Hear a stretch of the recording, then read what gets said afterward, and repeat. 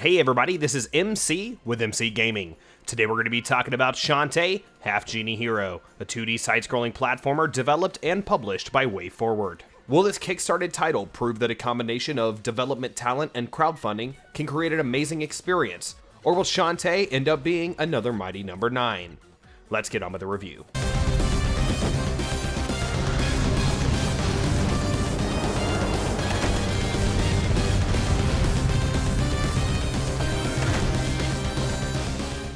What I love about the art of Shantae, Half Genie Hero is how clean it is. There can be so much going on the screen and you will still be able to see every detail with ease. When I showed this game to my friends, the very first thing they mentioned is how great the animations looked. Not only do the sprites look unique with their own style, but they also have very impressive movement animations that look closer to a cartoon than a video game. Shantae dances to turn into different beings like a mermaid or an elephant. All of these animations look just as good as Shantae's and each have their own unique style. The environments in the game are probably the least impressive thing visually, and they still look amazing. Each world has different areas to explore, which breaks up the very small amount of monotony present in the level design. The bosses of the game are, in my opinion, the best showcase of the title's graphics. The artists really went wild with some of the art during these battles, which only makes the already awesome boss fights that much more epic. The game ran a perfect 60 frames per second for me, which is expected with this type of title, and is also extremely important to me when it comes to platformers, or any game if we're being completely honest. Hashtag PC Master Race. Also, the music in this game is amazing.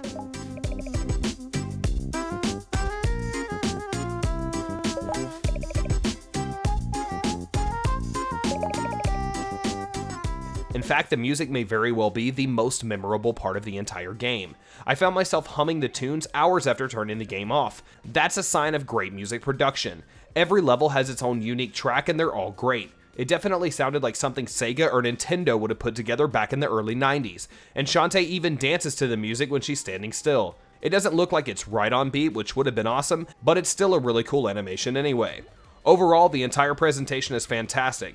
Definitely a great throwback to old school console titles while remaining modern in its own right.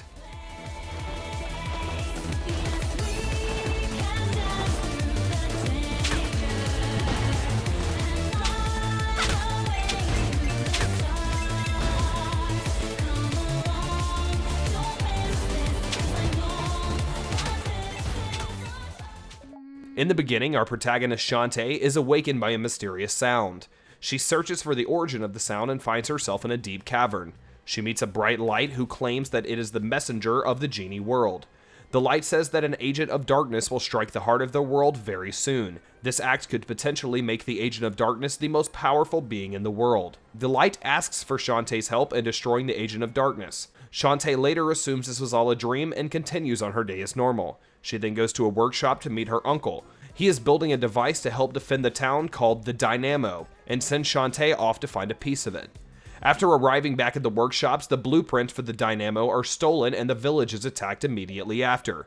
Shantae rushes off to see what has happened and discovers that a pirate named Risky is not only responsible for the attack, but also stealing the blueprints for the Dynamo. The story doesn't feel shoved in your face because you can skip all of the text portions as far as I know. I mean, I did only skip a few, but I actually really enjoy the narrative, and to me it felt like watching a Disney cartoon with all of the goofy and memorable characters. Overall, I really enjoyed it.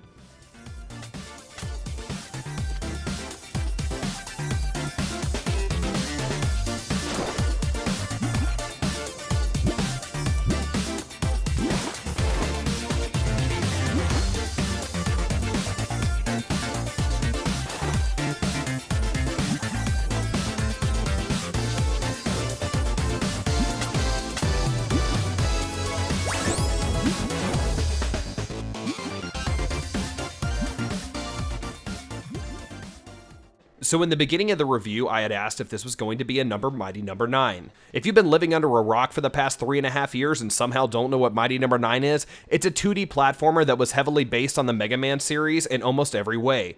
It was crowdfunded almost $4 million, and it met its original goal within just 2 days. But at release, it was met with below average reviews from almost every major video game critic, as far as I know. These two games are similar in 2 ways. They're both 2D platformer games with influences from Mega Man, and they're both crowdfunded titles. The difference here is Shantae the Half Genie Hero is incredible. See, I've been playing platformers since I first started playing video games. I'm 25 years old, so in 1991, when I was born, the Super Nintendo was released in America. As soon as I could pick up a controller, I was playing games. Super Mario World is probably my favorite game of all time. I'm certainly no expert, but I do feel as if I have an above average amount of experience with this genre. Shantae starts off extremely simple. You start a level and move from the left side of the world to the right, avoiding obstacles and killing enemies along the way. She can use her hair to attack, which I thought was pretty funny, and after a few minutes you were introduced to the game's main mechanic, dancing. Shantae uses the power of dancing to turn into different beings. She can turn into a monkey to grab onto walls and leap high into the air, or even a mermaid to freely swim in the water sections of the world.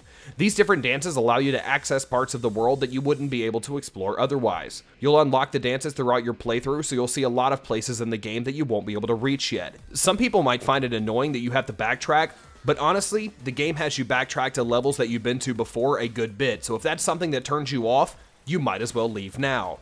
There are several areas to unlock and then explore with individual levels inside of them.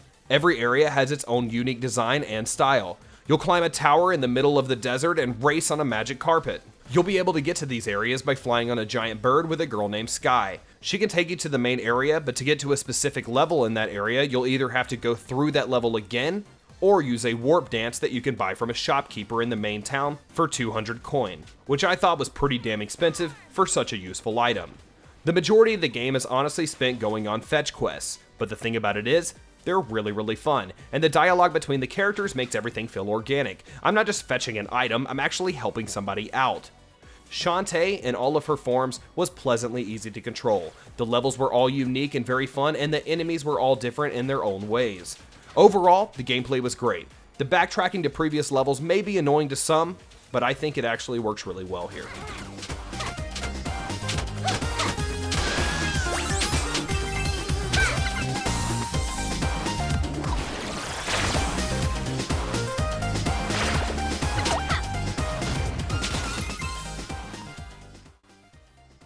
Shantae, the Half Genie Hero, is currently $20 on both Steam and Xbox One.